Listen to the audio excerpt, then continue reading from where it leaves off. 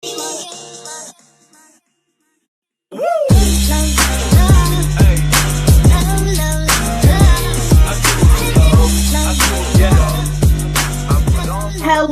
hello. How are you guys doing? Thank you for joining us for another Read Aloud, Miss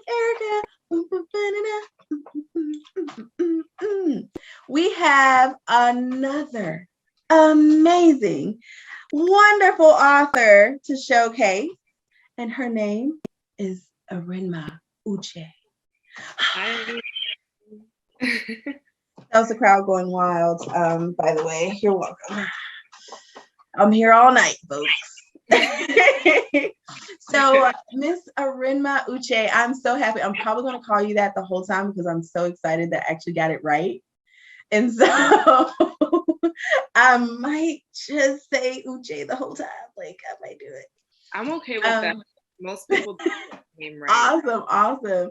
So, your last name, is that name a derivative of something? Like, is it derived from like some type of anything or anything like that? So I'm Nigerian. My first name, Arinma, means beautiful girl. My last name is Uche. I don't remember what it means, to be honest. And I don't want to say the wrong thing. So I'm not even going to offer up what I think it means. I'll probably actually Google it after we're done this meeting. But I'm Nigerian. I'm from the Igbo tribe. So if there's anyone watching that's Igbo, shout out to us, best tribe. But yeah. I love that. Like, you had me at Nigerian, so I was good. And then the first name, you knew that one. I was like, oh my gosh, that's so good. So I'm very excited to have you on the show. Like, this is super exciting. You have this amazing book, and it's Earth to Adanna, if I'm saying that right, correct? Yes.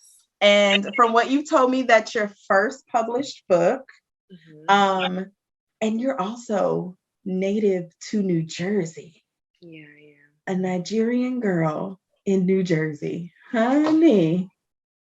You know what? I don't know if I could live in New Jersey. Like, I don't know if I could do it.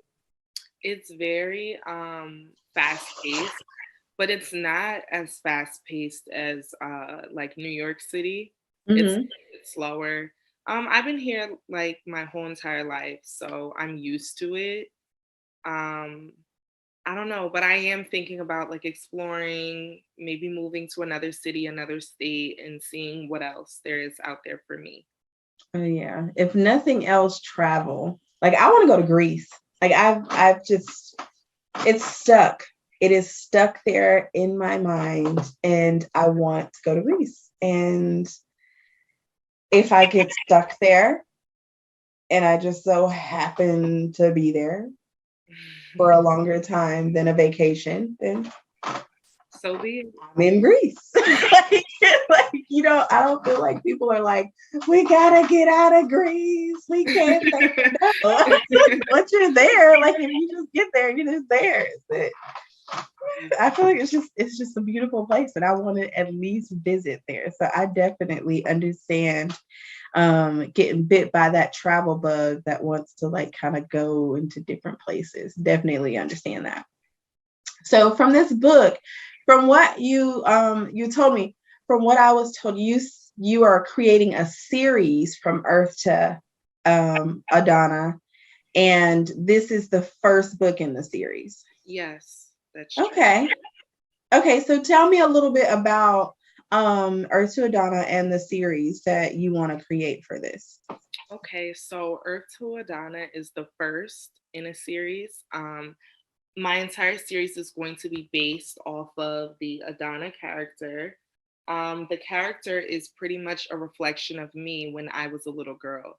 So I was very curious, very excited to learn like new things. The whole entire series is based off of the idea of continuous learning and improvement in children. So the first one explores a topic that I feel like isn't really taught in school, which is outer space, astrology, constellations, and things of that nature. So I'm currently working on the second book in the series, which is going to be called Adanna Eats, which is pretty much going to focus around cultural exploration through food, which food is a very big part of my lifestyle. And I know a lot of people's lifestyles. And if you just think about the concept of food, like it's usually the center of gatherings, like, and even holidays like Thanksgiving we just had. Or even vegging out. I told you I love my chocolate donut. Yeah, it can be like a sense of comfort. It can bring people together. It can also be a sensory learning experience through cooking and putting ingredients together and creating new things. It's just so much to be explored within that realm.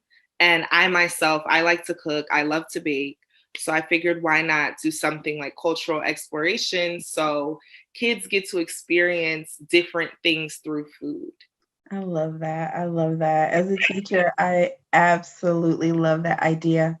We had like a food program for the kids when I was teaching, and I always had just this motto. It's like, even if you don't think you like it, just try it. Like, we're not going to give you anything that's going to hurt you. So just try it, see if you like it. If you don't, then, you don't have to eat it anymore. But try a new thing, something that you never tried before. And everything is a learning experience. You might not like the final product, but it was an experience for you. And it can even be like a bonding thing between children and their parents cooking together and, learning new ingredients and experimenting with different flavors and tastes and smells. Absolutely. I love that. Absolutely love that. Okay, so I'm going to go ahead and let you read your book because I don't want to wait anymore for what's about to happen in this book with Miss Adanna. Like, I want to know where she's going and what she's doing. So I'm going to go ahead and let you get started with the book. Read to your heart's desires. I'm ready.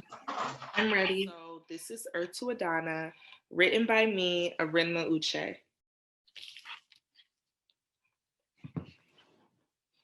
Adanna cannot wait for her very first day of second grade at a brand new school. We've arrived, shouts her mom from the front seat. Adanna springs up in her seat and stretches her neck out as far as she can to get a better view of her brand new school. It looks huge. It's time to get out, sweetheart. Don't forget your promise, her mom reminds her. Adanna takes a deep breath before reciting her vow. I will be the best that I can be, Mom, she proudly exclaims. That's my girl, her mom says. Now go on, you don't want to be late on your very first day. With the sharp click of her seatbelt and in the blink of an eye, Adanna leaps into action and hits the ground running towards her school entrance. She can't wait to see her brand new classroom. When Adanna opens the doors, she's greeted by a tall woman with long black hair and brown almond-shaped eyes with a very wide smile. Why, hello there. You must be Adanna, the woman suggests. Yes, but how did you know? Because you're the last one left on my list to check in. Good thing you made it here. You're right on time for your first day to second grade. I will be your teacher. My name is Miss Arinma. Adanna looks up at Miss Arinma. She seems warm and inviting, but Adanna's nervous. She had never been to the school before and is not sure what to expect. Come on in. Today we will be learning about outer space, Miss Arinma says. She offers Adanna her hand and they grasp it, and the two of them go walking down a long hallway filled with bright pictures and paintings on the wall. When they reach the end of the hall, Adanna can hear the voices of the other children and she begins to feel nervous again. I will be the best that I can be, she whispers to herself. When Adanna enters the room, the other children all look at her. They have already been seated and giving name tags. Medina, Elijah, Kalichi, Edward, Kiera. Adanna reads the names silently to herself in her head. The names of her classmates are interesting, but she knows that her own is the best. We have one more pupil, class. Say hello to Adanna. Hello, Adanna, the class says. Hello, class, Adanna mimics. Okay, now, Adanna, have a seat. We're about to begin the lesson. Adanna takes her seat next to Kiara. Kiara's big, bright eyes and warm smile welcome Adanna. Okay, class, today we will be learning about outer space. Who here has heard of outer space? I have, shouts Kiara. My aunt says that outer space is where the aliens live. Now, Kiara, Miss Adanna says, while there are signs of intelligent life in space, we will not be discussing aliens in today's lesson. Today, I want to focus on the stars. What's a star? Elijah asks. I'm glad you asked, Elijah. A star is a giant spear of super hot gas. It is one of the big bright twinkles you see when you look in the sky at night before you go to bed. What makes a star so hot? Edward says. Good question, Edward. Stars get hot by joining the element hydrogen into helium in a process called nuclear fusion. The nuclear fusion results in a huge amount of heat and light that looks like fire to us. What's an element? Adanna wants to know. I'm happy you asked. An element is a pure substance found on Earth, like hydrogen that is in the water we drink or the shiny sparkly gold we wear as jewelry. Adanna thinks about this word elements and thinks about the stars she saw from her bedroom window the night before.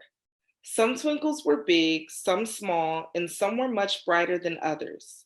She didn't realize that each twinkle was actually a large chemical reaction taking place right before her eyes.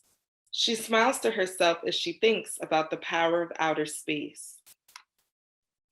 Why are some twinkles big and other twinkles small? Medina asks. At times, the distance can make the stars in the sky appear bigger or smaller. The biggest and brightest star of them all is the sun. We see the sun every day when we wake up, and it gives us the light we need for us to live our lives. The sun is a star too? Elijah asks. That is right, Elijah. Our sun is a star, and you know how hot and fiery it is. The sun is the biggest star we can see because it is much closer to us than all the other stars in the galaxy. Collections of stars are called galaxies, and galaxies are made up of stars, dust, and gas. I know what that is, Medina blurts. I went on a camping trip and saw the Big Dipper in the night sky. How nice, Medina. Would you go on and describe to the class exactly what you saw?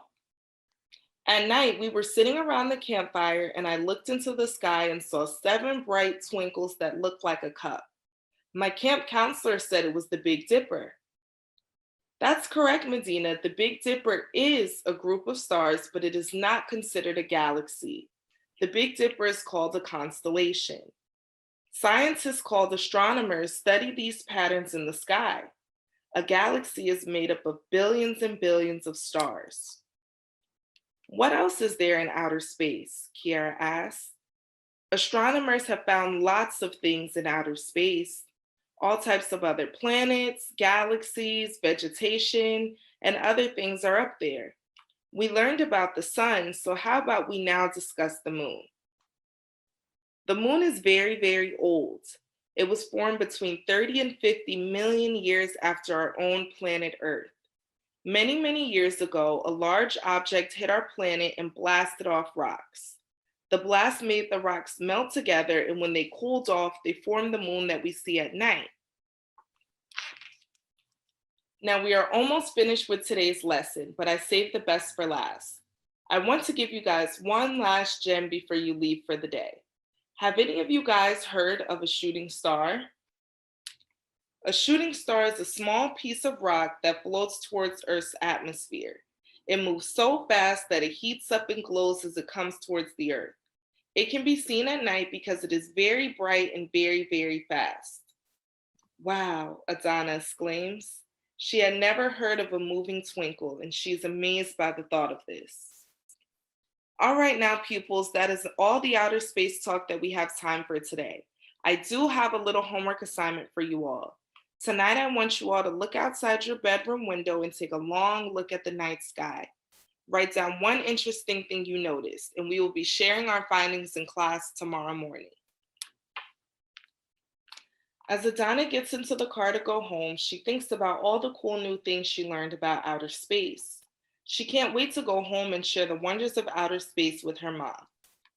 How was your first day, honey? It was awesome, Mom. Today we learned about outer space and stars and galaxies. Wow, sweetheart, that's awesome. I'm glad to see that you are enjoying your brand new school. When it's dark, Adana rushes to her bedroom window right before bed, and she's excited to see what the sky had in store for her. She looks outside her window into the dark, and nothing is in the sky but the moon. And she knows that the plain old moon will not be fun news to share with her classmates. She waits a few minutes more, but sees nothing but a few twinkles here and there. Adana searches the sky high and low for anything she could see. Just as she's about to give up, something catches the corner of her eye. It was the biggest and brightest twinkle she had ever seen, and it was moving very fast. A shooting star, she says. The shooting star zipped across the sky. It was bright red and fast. The way it soared across the sky was such a beautiful sight. The end. That was really cute. Thank Those you. words to me, they took me back. I was like, oh my gosh, when did I learn that? Do I Yeah, still know so that? the book is meant, it's a little bit advanced, just with some of the words that I use, like astrologer, vegetation, constellation. So it's kind of meant for kids, I want to say 8 years old and up. Mhm.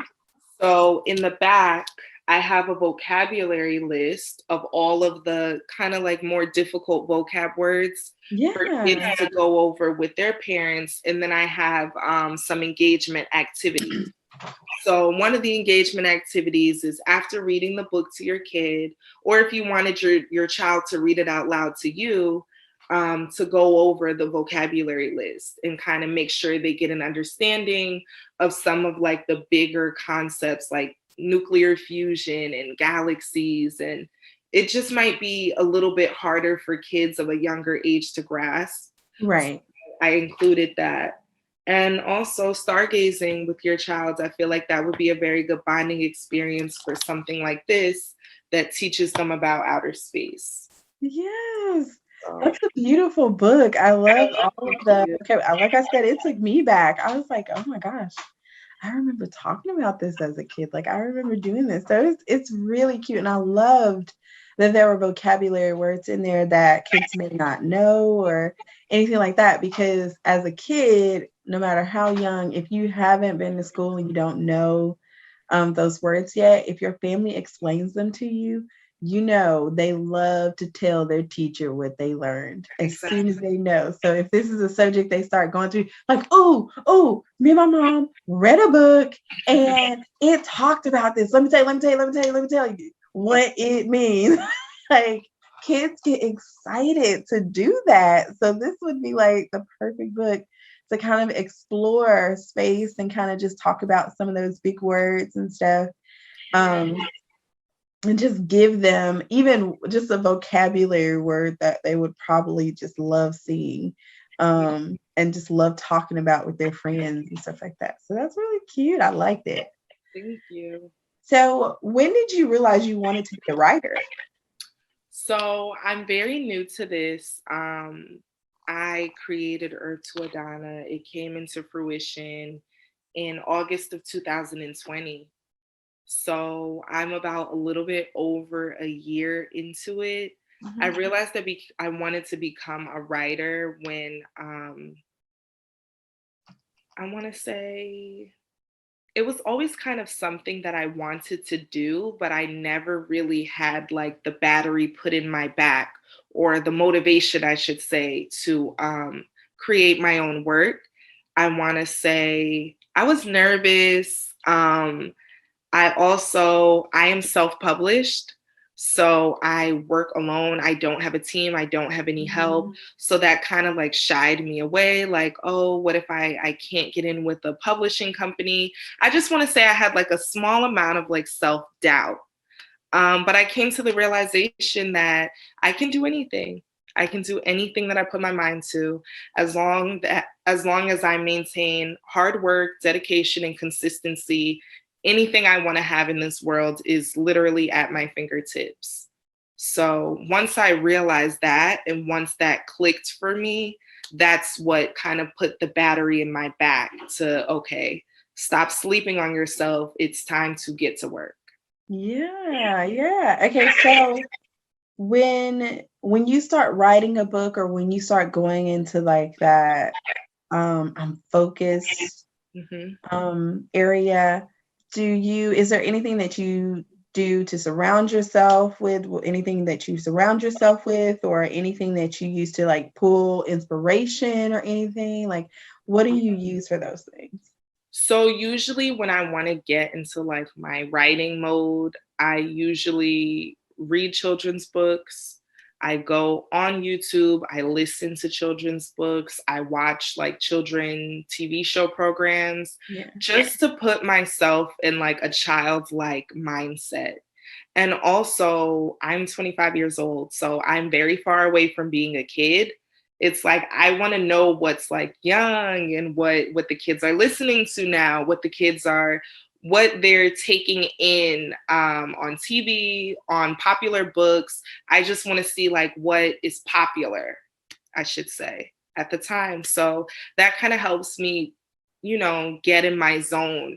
And it even like helps me develop like a childlike voice when I'm writing. hmm So that's usually what I do. Okay, so were there any books as a kid that you loved that inspired you to um, one, really love reading, or just inspired you to want to one day start writing, all that? Or was there something from your childhood that helped you do that? Yes. My favorite books as a child were Amelia Bedelia books. So if there's someone watching that's not familiar with her, she was like a very silly character and she would take everything literally. So you would tell her to dress the salad and she would try and put like physical clothes on the salad. And I just thought she was like a really kooky character. And also Junie B. Jones. Junie B. Jones to me was very spunky, and that's how I kind of like view myself. So those are my favorite books as a kid, and that's kind of what inspired me, like characters like that, like out of the ordinary, Mm-hmm. kind of inspire me. That's So great. So, okay. Yeah.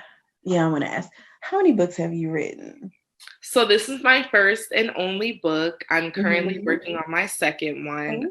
um, Okay. I don't have like a release date in mind. I want to say sometime next summer, fingers crossed. But I like to give myself as much time as I need. I don't want to rush anything. Like I said, this is my first project. I'm new. I just released it last year. I want to give my work time to nurture and grow before I just jump into the next thing. So So, far, you only have the one and then you're adding to another one. Do you know how many books you want to put in the series? yes, three. I want to Okay. have three Adanna books before I move on to a new character. Gotcha. Okay, okay. Well, we are excited. So, where can our readers and young writers find your book? Okay, so my book is available on Amazon. My book is available on Barnes& and Noble online. It is available on Walmart online and Kobo. Also, you can access my ebook through my website. It's adannaseries.com. Awesome. So Very yeah, excited. Okay. questions? All good things must come to an end, I guess. We hate this part. Is there anything that you would like to say to young readers and writers watching? Yes. So if you are a writer and you're watching this, I just want to encourage you to have hard work, encourage you to have integrity in your work, encourage you to stay disciplined and stay consistent because this is not easy, especially if you are someone who is self published or an aspiring self publishing author like myself, and you're by yourself and you might not have like a network of other authors that you can lean on for support. you honestly just have to be your own motivation and be your own inspiration sometimes. This is not an easy thing to do, especially when you're taking this road alone. But if it was easy, everybody would be doing it. You kind of just have to, power through on the times that it might seem like it's impossible or this is not for me. Don't listen to that voice in your head. Anything is possible. Everything is literally at the tips of your fingers. If it's a thought in your head that can be conceived, it's something that can come into fruition, in the physical world. I really do believe that. And if you are a reader, I want to encourage you to keep reading, keep learning, keep exploring your community, explore other communities. There's so much knowledge out here in the world. And I feel like books are just a great catalyst. It's just a great way to take on, meaningful information in the form of cute little stories. So I just want to encourage you, if you're a reader and if you're like a nerd like me, to just keep reading, and may your lives be filled with beautiful stories. Oh, I love that. I love that. Well, this has come to the part where we have to say goodbye to Miss Uche. We don't want to. You guys, you see, she has an amazing book with amazing vocabulary. Go and get Earth to Adanna. We also will be having a giveaway of the book. So if that's one of the books that you want, please let us know so that we can give it to you. You don't have to even pay anything. It is completely free. So we are excited. We hope to have you back on again for the rest of your series and your new character. So we are excited for you and just want to keep encouraging you. We can't wait to see what more you do. Guys, thank you for joining us. Thank you so much. We will see you next time for Read Aloud, Miss Erica.